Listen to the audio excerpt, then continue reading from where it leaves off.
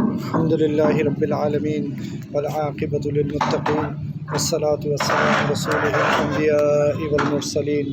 اما بعد فاعوذ باللہ من الشیطان الرجیم بسم اللہ الرحمن الرحیم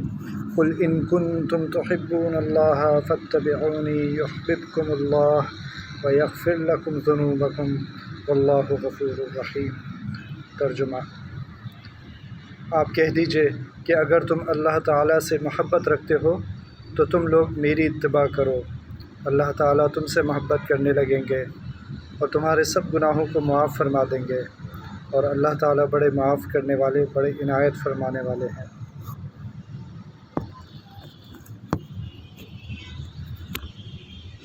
اللہ سبحانہ وتعالیٰ نے قرآن شریف میں مختلف جگہ پر اطیع اللہ و اطیع الرسول، اطیع اللہ و اطیع الرسول جگہ جگہ فرمایا،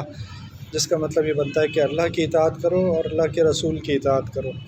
تو اطاعت کا لفظ بہت جگہ قرآن شریف میں آیا۔ اس آیت میں اللہ سبحانہ وتعالیٰ نے اتباع کے لفظ کا ذکر فرمایا، قل ان کنتم تحبون اللہ فاتبعونی، یعنی میری اتباع کرو۔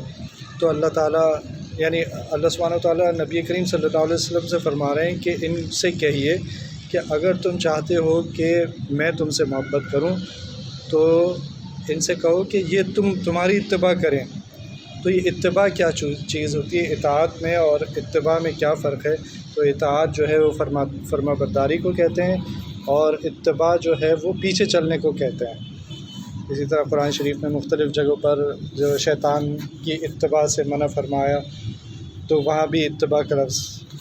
آیا۔ تو اتباع پیچھے چلنے کو کہتے ہیں، اور پیچھے چلنے کا مطلب یہ ہے کہ جیسے جس راستے پر جہاں مڑنا ہے، جہاں جانا ہے،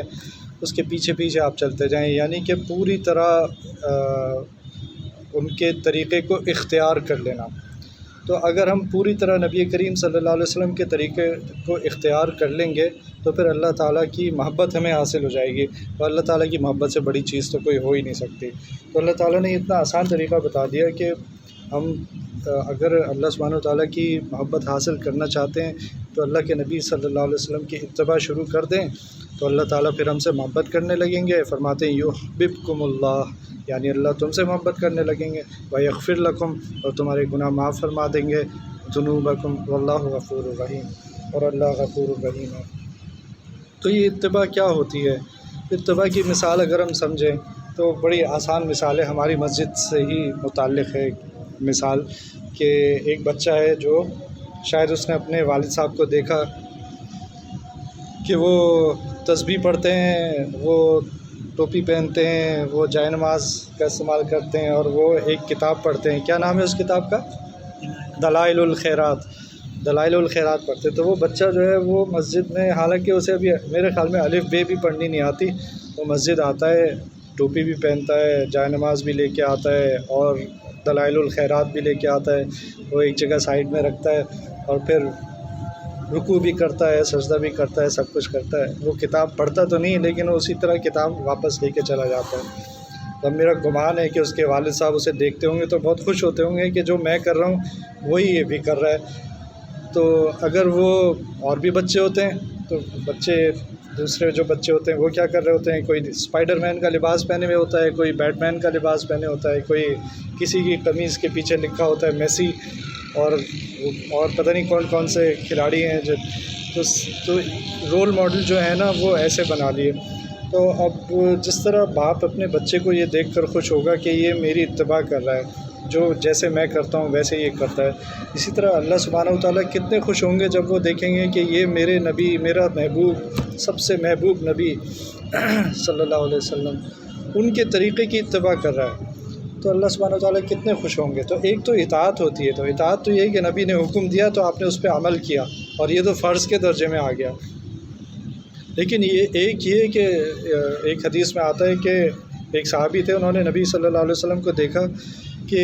سالن میں سے لوکی کے ٹکڑے نکال کے شوق سے کھا رہا ہے۔ اب اندازہ ہو گیا کہ نبی صلی اللہ علیہ وسلم کو پسند ہے، لوکی پسند ہے۔ خود نبی صلی اللہ علیہ وسلم نے کبھی کسی چیز کی تعریف نہیں فرمائی، صرف دیکھ کر اندازہ ہو جاتا تھا کہ نبی صلی اللہ علیہ وسلم کو یہ چیز پسند ہے۔ تو صحابی فرماتے ہیں اس دن کے بعد سے مجھے لوکی سے محبت ہو گئی۔ یعنی اس سے پہلے تو نہیں تھی، لیکن اس دن کے بعد سے مجھے شوق ہو گیا کہ میں بھی لوکی کھایا کروں، اور میں نے لوکی شوق سے کھانی شروع کر دی۔ یہ چیز ایسی ہے جو فطرت میں نہیں ہوتی انسان کے۔ اگر کسی کو کوئی چیز ناپسند ہے تو ناپسند ہی رہے گی، چاہے اس کے والد کو پسند ہو، امی کو پسند ہو، لیکن اگر وہ خود کو ناپسند ہے تو ناپسند رہے گی۔ لیکن صحابہ کرام کی محبت کا یہ عالم تھا کہ نبی صلی اللہ علیہ وسلم کو غور سے دیکھتے رہتے تھے، ایک ایک ان کی حرکت کو دیکھتے رہتے تھے، ایک ایک ان کے عمل کو دیکھتے رہتے تھے، نبی صلی اللہ علیہ وسلم کیسے کرتے ہیں، نبی صلی اللہ علیہ وسلم کیسے کرتے ہیں، اور پھر اس کو اپنی زندگی میں لے لیتے تھے۔ ان کے یہاں یہ نہیں تھا کہ یہ فرض ہے اور یہ سنت ہے، کیونکہ سنت کی جو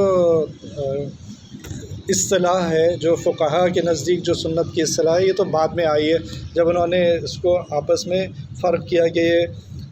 سنت موقدہ ہے، سنت غیر موقدہ ہے، اور یہ سنن ہدا ہے۔ اس طرح انہوں نے فرق کیا ان کی اہمیت بتانے کے لیے کہ یہ چیز بہت زیادہ اہم ہے، یہ والی سنت بہت زیادہ اہم ہے، تو درجات کر دیے سنت کے۔ لیکن صحابہ کرام کے لیے یہ تفریق تھی ہی نہیں، ان کے لیے یہ تھا کہ نبی صلی اللہ علیہ وسلم اگر اس طرح کر رہے ہیں تو بس ہمیں اسی طرح کرنا ہے، تو ان کے یہاں تو یہ تفریق تھی نہیں۔ اس لیے آپ دیکھیں گے کہ حدیث کی کتابوں میں کیا کیا چیزیں محفوظ ہوئی ہوئی ہیں۔ حدیث کی کتابوں میں محفوظ ہوا ہے کہ نبی صلی اللہ علیہ وسلم مسکراتے کیسے تھے۔ تو اب کون ہوگا جو اتنے غور سے دیکھے گا، چاہے وہ اپنے والد کو ہی، چاہے اپنے بھائی کو ہی، چاہے کسی کو بھی دیکھے، تو کون ہوگا جو اتنے غور سے دیکھا نبی صلی اللہ علیہ وسلم مسکراتے کیسے تھے، نبی صلی اللہ علیہ وسلم کے چہرے پر غصہ کیسے نظر آتا تھا۔ تو غصہ ان کی زبان سے تو بہت کم مشکل سے ہی ظاہر ہوتا تھا، لیکن ان کے چہرے سے نظر آ جاتا، صحابہ کو فوراً پتہ چل جاتا تھا کہ اس وقت نبی صلی اللہ علیہ وسلم کا چہرہ لال ہو گیا انار کی طرح، تو اس کا مطلب ہے غصے میں۔ نبی صلی اللہ علیہ وسلم صبح اٹھتے تھے تو پہلا عمل کیا ہوتا تھا کہ ہاتھوں سے اپنے چہرے کو ملتے تھے، آنکھوں کو ملتے تھے، اور کس طرح ملتے تھے یہ بھی محفوظ ہو گیا۔ کوئی ہوگا جو اپنے گھر میں کسی کو اتنے غور سے دیکھتا ہو کہ اگر والد صاحب اٹھ رہے ہیں تو وہ کس طرح اٹھ رہے ہیں۔ اسی طرح مسجد میں دایاں پاؤں اگر سے داخل ہونا، مسجد سے باہر نکلے تو بائیں پاؤں سے، جوتا پہن رہے ہیں تو دائیں پاؤں سے، اتار رہے ہیں تو بائیں پاؤں سے، کپڑے پہن رہے ہیں تو اسی طرح آستین میں پہلا دایاں ہاتھ، پھر بایاں ہاتھ، اور اتارنے میں اس کے الٹ کرنا۔ پھر یہ کہ یہ جو ہم تسبیح ہاتھوں پہ پڑھتے ہیں، یہ اس کے لیے صرف سیدھے ہاتھ کا استعمال کرنا، الٹے ہاتھ کا استعمال نہ کرنا۔ پھر یہ کہ نماز پڑھ لی، سلام پھیرا تو پہلا سلام تیز آواز سے پھیرا اور دوسرا سلام آہستہ آواز سے پھیرا، ایک ایک چیز پر۔ پھر یہ کہ مسواک پکڑنے کا طریقہ کیا تھا، ایک تو مسواک ایک سنت ہے، مسواک پکڑنے کا طریقہ کیا تھا، کون سی انگلی نیچے ہوتی تھی، کون سی انگلیاں اوپر ہوتی تھیں، ایک ایک چیز پہ صحابہ کی نظر ہوتی تھی، اتنی اہمیت تھی۔ کیونکہ نہ اس سے عظیم انسان کبھی آیا، نہ اس سے عظیم انسان کبھی آئے گا، نہ اس سے عظیم طریقہ زندگی کوئی آیا، نہ اس سے عظیم طریقہ زندگی کوئی آئے گا۔ ان کو اس بات کا احساس تھا، اس لیے وہ یہ نہیں سوچتے تھے جیسے ہم آج بڑی آسانی سے کہہ دیتے ہیں کہ بھئی یہ سنت ہے، یہ تو سنت ہے، یہ کوئی ایسی اہم، یعنی جیسے یہ کوئی اہم چیز نہیں ہے اور ہم سنت کو چھوڑ دیتے ہیں۔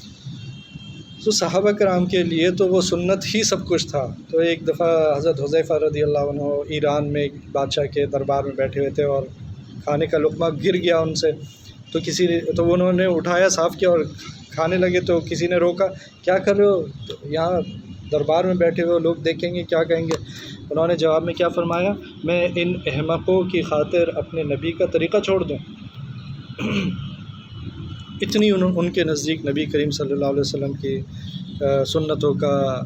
اور طریقہ زندگی کا اتنا اہتمام تھا، اور ہمارے نزدیک یہ ہے کہ ہم سمجھتے ہیں یہ تو سنت ہے، اس کو چھوڑنا کوئی مسئلہ نہیں۔ بھئی یہ تو سوچو کس کی سنت ہے، کس ہستی کی سنت ہے، یہ کس ہستی کا طریقہ ہے، یہ اس ہستی کا طریقہ ہم اگر اپنا لیں گے اپنی زندگی میں تو اللہ سبحانہ و تعالیٰ کی محبت ہمیں حاصل ہو جائے گی، اور اگر وہ ہمیں حاصل ہو گئی تو اس سے بڑھ کر زندگی میں کیا ہو سکتا ہے۔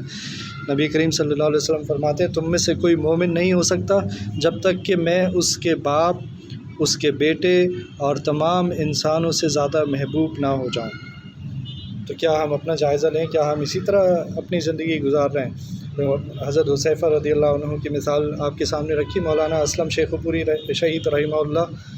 بہت بڑے آدمی تھے، آج سے کوئی 7-8 سال پہلے انہیں شہید کر دیا گیا تھا۔ ان کی ایک بیٹی تھی، اس کی شادی ہونے والی تھی، تو ان کے جو دوست احباب تھے وہ انہیں کہہ رہے تھے کہ آپ کی ایک ہی بیٹی ہے، کچھ انتظام کر لیں، کچھ اچھے طریقے سے کر لیں، کچھ بڑے پیمانے پر کر لیں۔ تو اور ان لوگوں کو پتہ تھا کہ وہ بالکل سادگی سے کرنا چاہ رہے ہیں، تو انہوں نے جواب میں وہ یہ فرماتے تھے کہ میری ایک ہی بیٹی ہے، مجھے کم از کم اس کا نکاح تو سنت کے مطابق کرنے دو۔ یعنی وہ بالکل سادگی سے کرنا چاہ رہے تھے جیسا سنت طریقہ ہے نکاح کرنے کا۔ تو ان کی یہ شان تھی، ان کی یہ سوچ تھی کہ بھائی سنت اتنی اہم چیز ہے کہ میں تم لوگوں کی باتوں کو پہ دھیان نہیں دوں گا، میری ایک ہی بیٹی ہے، میں اس کا نکاح سنت کے طریقے سے کرنا چاہتا ہوں، تو مجھے سنت کے لیے۔ تو اب یہ سنتیں، ایک تو سنت یہ ہے ظاہری سنت کہ میں نے داڑھی رکھ لی، جو بہت ضروری ہے اور بہت سے علماء کے نزدیک واجب کے درجے میں، یا میں نے لباس ایسا کر لیا جیسا نبی صلی اللہ علیہ وسلم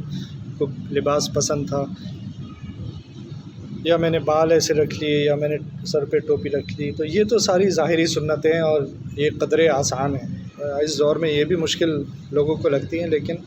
یہ قدرے آسان ہے۔ اصل جو نبی صلی اللہ علیہ وسلم کا کمال تھا نا، وہ ان کے اخلاق حسنات ہیں،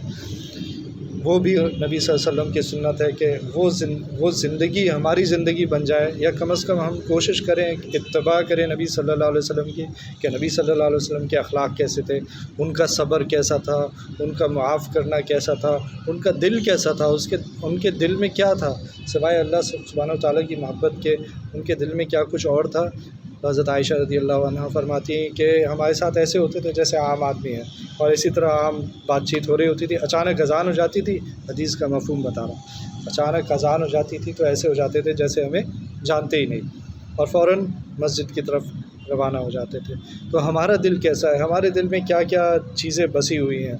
تو نبی صلی اللہ علیہ وسلم کے اخلاق کو اگر ہم سمجھیں کہ صبر کیسے کرتے تھے، شکر کیسے کرتے تھے، ان کی زندگی میں کتنی تکالیف آئیں، دنیا میں کوئی انسان ایسا نہیں آیا جس کی زندگی میں اتنی تکالیف آئی ہوں جیسے نبی صلی اللہ علیہ وسلم نے تکالیف برداشت کی۔ اس کے باوجود صحابی فرماتے ہیں کہ میں نے ان سے زیادہ مسکرانے والا کوئی نہیں دیکھا، میں نے نبی صلی اللہ علیہ وسلم سے مسکرانے والا کوئی نہیں دیکھا۔ جس شخص کی زندگی میں اتنی مشکلات آئی ہوں، جو ہمارے لیے راتوں کو روتا تھا اور نمازوں میں اس کی جو حالت ہو جاتی تھی وہ آپ کو معلوم ہے حدیث میں کیا ہے، وہ ہمارے لیے پریشان رہتا تھا، تو اس کا دل کتنا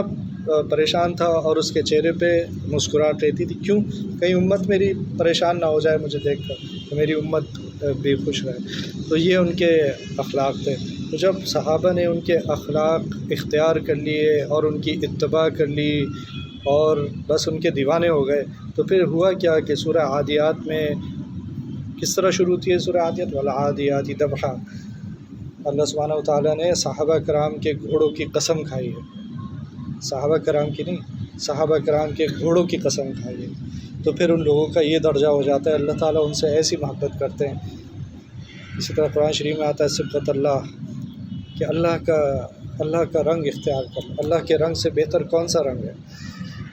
تو اور اللہ کا رنگ سب سے زیادہ کس کے اوپر چڑھا ہوا تھا؟ نبی صلی اللہ علیہ وسلم کے اوپر سب سے زیادہ اللہ کا رنگ چڑھا ہوا تھا۔ تو ہم نبی صلی اللہ علیہ وسلم کی زندگی کو پڑھیں، سیکھیں، کیا کس طرح انہوں نے اپنی زندگی گزاری، مشکلات میں کیسے صبر کیا، کس طرح شکر ادا کیا، کیا انہوں نے دعائیں مانگی، اور ان کی دعائیں ہر ہمارے روزانہ کے معمولات میں کس طرح شامل ہو سکتی ہیں، یہ سب ہم سیکھیں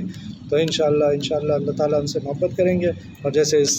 آیت میں آ رہا ہے یغفر لکم ذنوبکم، تمہیں معاف فرما دیں گے تمہارے گناہوں کو، واللہ غفور الرحیم، اور اللہ غفور الرحیم ہے۔ اللہ تعالیٰ ہم سب کو عمل کی توفیق عطا فرمائے۔ ربنا تقبل منا انک انت السمیع العلیم وتب علینا انک انت التواب الرحیم، وصلی اللہ تعالیٰ علی خیر خلقہ محمد وعلی آلہ واصحابہ اجمعین، آمین برحمتک یا ارحم الراحمین۔